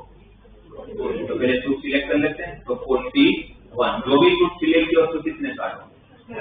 उसमें आपको कितने चाहिए? तो 41 into सेकंड वाला all the 4 cards of the same number. Total outcome 52 C4 और सेम नंबर। तो नंबर कितने होते हैं? नंबर का मतलब पता है? 2 की, 3 की, 2 की, फिर 10 की तक जाता है। फिर गुलाम को हम 11 बोलते हैं, क्वीन को 12, किंग को 13, आपको एक नंबर। तो नंबर तो 13 ही होते हैं। और हर नंबर के कितने कार्ड होते हैं? 4। के कितने होते हैं? 4। 2 की कितनी होती है? 4। तो आपके से 4 कार्ड के कितने पेयर है? 13 पेयर। उसमें आपको कोई एक पेयर चाहिए, सही है ना? तो 13/52 C4। फिर थर्ड वाला 1 कार्ड फ्रॉम ईच सूट। अब मैं नहीं बताओ 1 कार्ड फ्रॉम ईच सूट का आंसर। टोटल 52 C4 है, मुझे पता है, सिर्फ डिजाइन बताओ। 4 टाइम तो 4 into 13 C1 करो। 13 C1 into 13 C1 into 13 C1 into 13 C1। क्यों इंटू हुआ? क्योंकि 10 4 नहीं निकालने का काम थोड़ी ना खत्म हुआ है ना। ना, तो 13C1 4 बार मल्टीप्लाई, तो 13:4। 2 red card from each shoot, ठीक है, 2 ही तो रेड शूट होते हैं, हार्ट और डायमंड, तो 13C2 into 13C2 divided by all cards of the same color, चारों कार्ड सेम कलर के थे, कलर कितने, कलर तो 2 ही होते हैं, है ना, तो 2C1 2 में से कलर सिलेक्ट कर लिया, और उस कलर में कितने कार्ड, तो into 26 divided by 60. All face card कितने होते हैं, इसमें फोटो लगे होते हैं, ऐसे 12 होते हैं ना, तो 12C4 by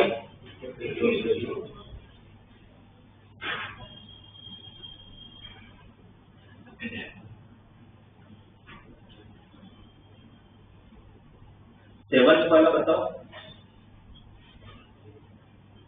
3 dice are thrown simultaneously, जैसे पढ़ा आपने 3 dice are thrown simultaneously, तो टोटल आउटकम कितना, 216 into 6 into 6, राइट।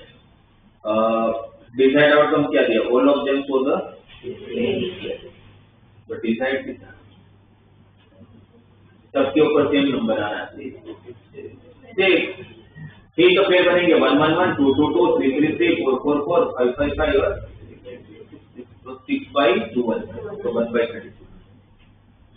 सेकंड के ऑल्सो द डिस्टिंक्ट क्वेश्चन, सबके ऊपर अलग अलग नंबर चाहिए, 1 माइनस नहीं होगा, 216 minus 6 और फिर minus 22,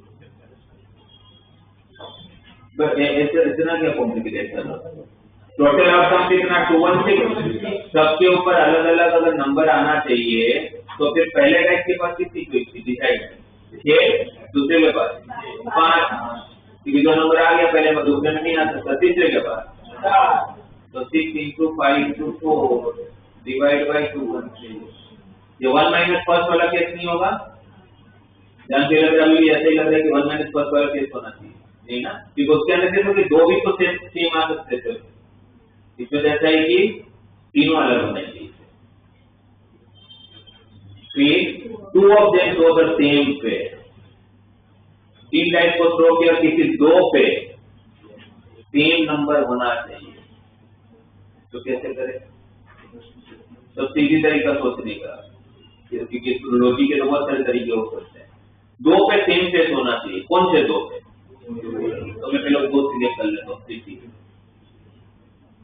पहले वो 2 सिलेक्ट कर लेता हूँ, 3 में से 2 डाइस सिलेक्ट कर लेता हूँ, 3 अब वो 3 जो 2 सिलेक्ट किया मैंने, उन दोनों के पास कितनी क्विक होगी, 6, क्योंकि एक ही नंबर लेना, या तो 1 या तो 2 या तो 3 या तो 4 या तो 5 या तो 6, तो 3C2 into 6 into जो तीसरा डाइस बाकी है ना, उसको अलग नंबर देना पड़ेगा, into 5, तो 3C2 into 6 into 5 divided by 1, ठीक है। फिर वो सोसाइटी यूनिवर्सिटी को तो वर्ड ही बनाना है सब में,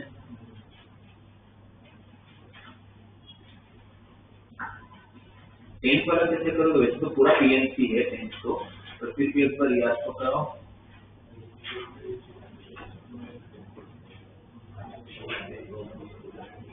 A 5-digit number is formed by the digit 1 2 3 4 5 without repetition, total outcome कैसे है, नंबर कैसे करते हैं तुमने, नंबर के क्वेश्चन पीएनसी में ब्लॉक बना के ब्लॉक को करते थे ना, तो 5 डिजिट का नंबर है और सारा अलग होना चाहिए, तो फर्स्ट प्लेस पे कितनी हुई 5, सेकंड पे 4, फिर 3, फिर 2 और फिर 1, तो टोटल हो गया 120, है ना।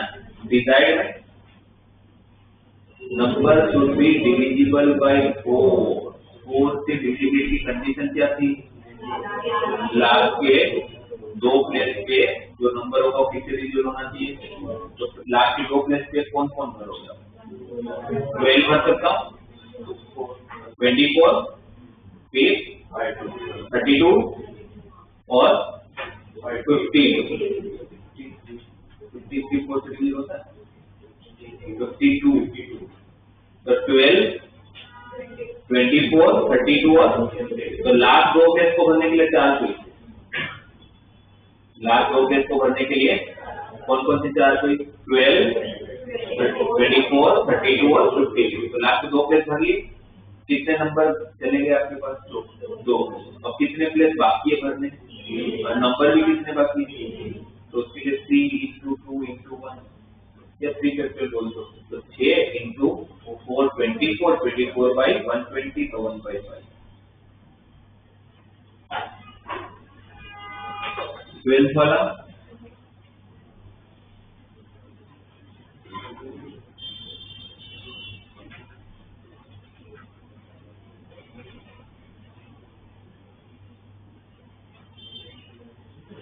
A card is drawn from an ordinary pack of 52 cards and gambles where there is a spade or an ace. What are the odds against his winning? Odds against अभी लिखा हुआ है failure upon success। तो मुझे पहले बताओ success की probability कितनी होगी? आप जो कार्ड उठा रहे हो स्पेड या तो फिर एस आने की प्रोबेबिलिटी। तो कौन सा कंसेप्ट लगाऊंगा? स्पेड और एन एस वाले में P of A union B वाला लगाऊंगा।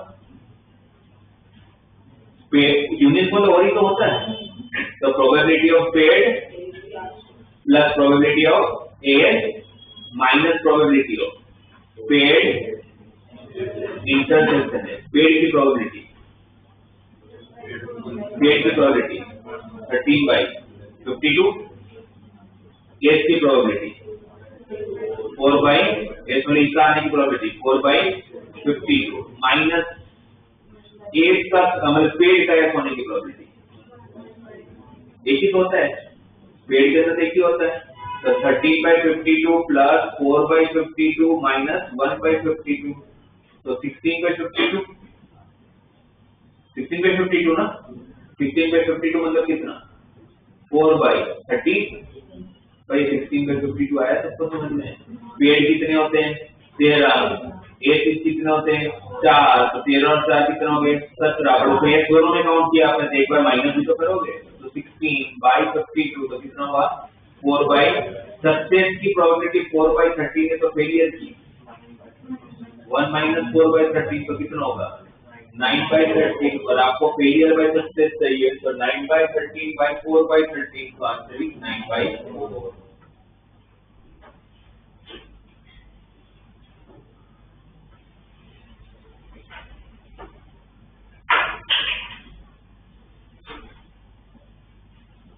लास्ट वाला 20 वाले को बता दो।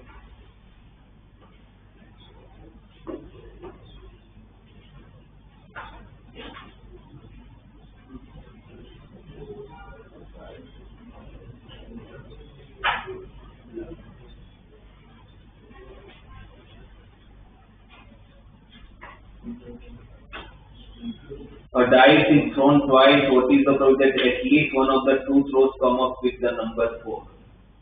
At least आए तो क्या करना चाहिए? उल्टा। कम से कम एक बार 4 आना चाहिए, उसका उल्टा क्या होगा? एक भी बार 4 नहीं है, एक भी बार 4 नहीं है तो पहली बार कितनी चाहिए? एक भी बार 4 नहीं चाहिए आपको, है ना। तो और उसको फिर 1 में से माइनस कर लेंगे। एक भी बार 4 नहीं आ रहा है उसकी प्रोबेबिलिटी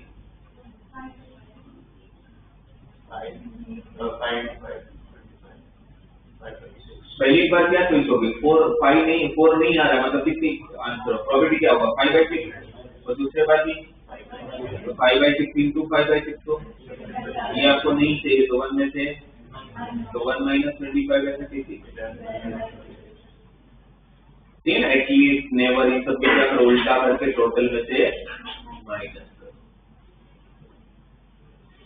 तो एक बार डीपीपी 1 कर लीजिएगा, हो ही जाएगा। और नेक्स्ट